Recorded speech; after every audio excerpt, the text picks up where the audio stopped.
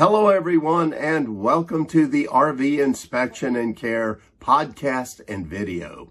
I'm Dwayne. I'm a certified RV inspector. Today, I'm a little hoarse because of allergies, but I think we can get through it anyway. And this week's subject is about the top 5 challenges of living in an RV. Now, YouTube is full of videos about RVers traveling around the country, having lots of fun. And RV companies, well, they sell RVing as a pretty much carefree lifestyle. And it's true, RVing can be a lot of fun, no question about that. But it's not the whole story. There are challenges for RVers too that must be recognized. It's best to know about these challenges and be prepared in advance. So let's go ahead and talk about some of the main challenges that many RVers talk about. And number 1 on the list is going to be things in an RV are always breaking. It's just the truth. And some are going to say, well, things break around the house too, if you live in a house. Yes, that's true, but not nearly as much as it will in an RV. Remember, a house just sits right there and it doesn't move. Also, houses are typically made much better building materials, better building methods than most RVs. And that's because RVs have to be concerned with weight, and they have to be able to go down the highway. So when you take them with you down the highway, and they're bouncing along as they go, well, you can imagine how that affects things that are screwed and connected together. Things are often shaking loose around an RV. It happens all the time, and you've got to stay up with it. There's also a lot of things that need to be maintained more often and more vigilantly in an RV than you do in a house.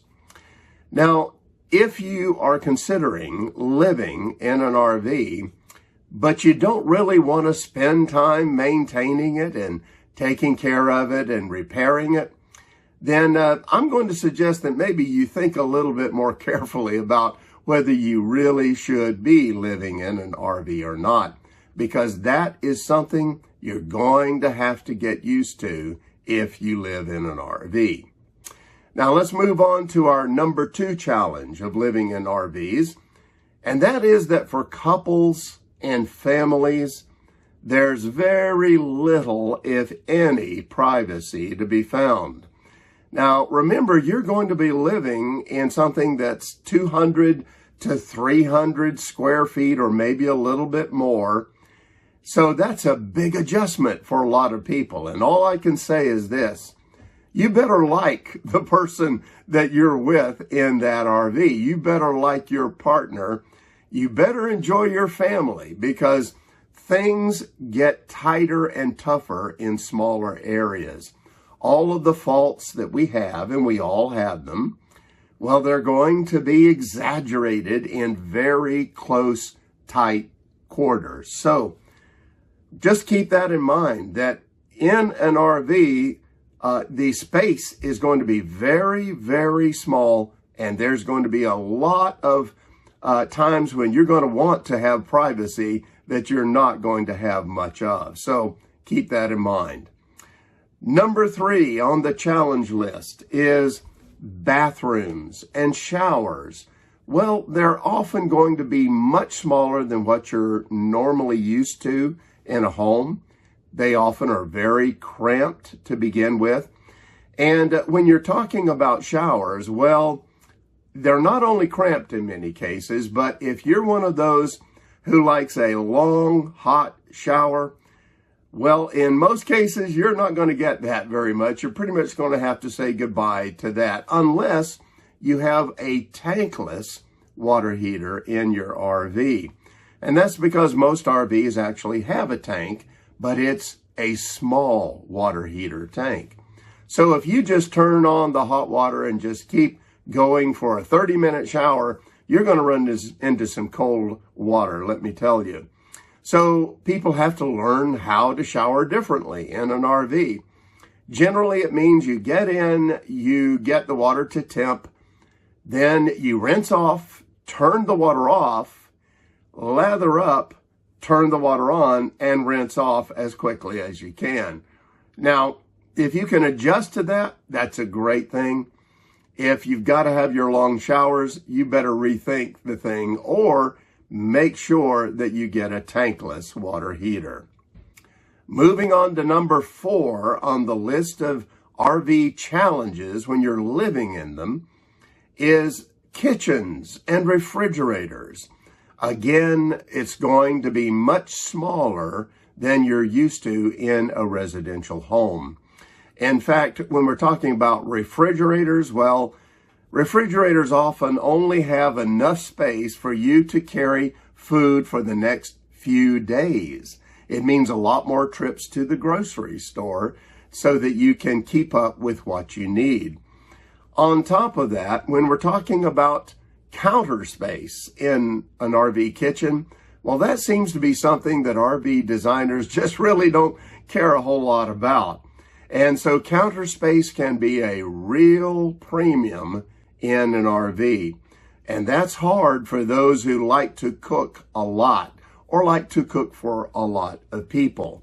In addition to that, when we're talking about kitchens, that oven, the RV oven, well, it's not going to be like your residential oven. A lot of folks have issues with keeping a normal, consistent temperature in an RV oven. So it's going to be a challenge using that as well. These are all challenges that come with kitchens and refrigerators in RVs. Now, number 5, this is the last one we're going to talk about today as a challenge for living in an RV. And that is the storage space in an RV. It's going to be very limited, and in some cases, it's almost non-existent.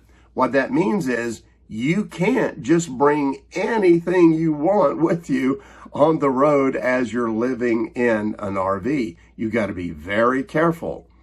RVs only have so much weight capacity for cargo, and that's it. Once you go over that, you are now in an area where the weight of the RV can be unsafe traveling down the highway. So there's no new space for new things when you have pretty much filled up your cargo carrying capacity at that point.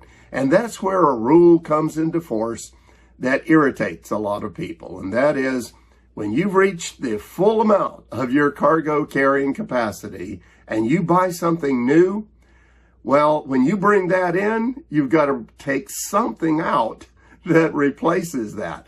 Something that is about the same general weight. You can't just keep piling stuff in an RV. Now at home, you could keep bringing it in and put it in a storage shed, but you can't do that in an RV, and that can be a real challenge for a lot of people when they're living in an RV. All right, now, these are the top 5 challenges of living in an RV that I wanted to talk to you about. Have I covered all of them? No way. There's more challenges for sure. But what these are some of the most common challenges that I hear RVers talk about and really complain about as they were getting used to the RV lifestyle. Now, let me say this.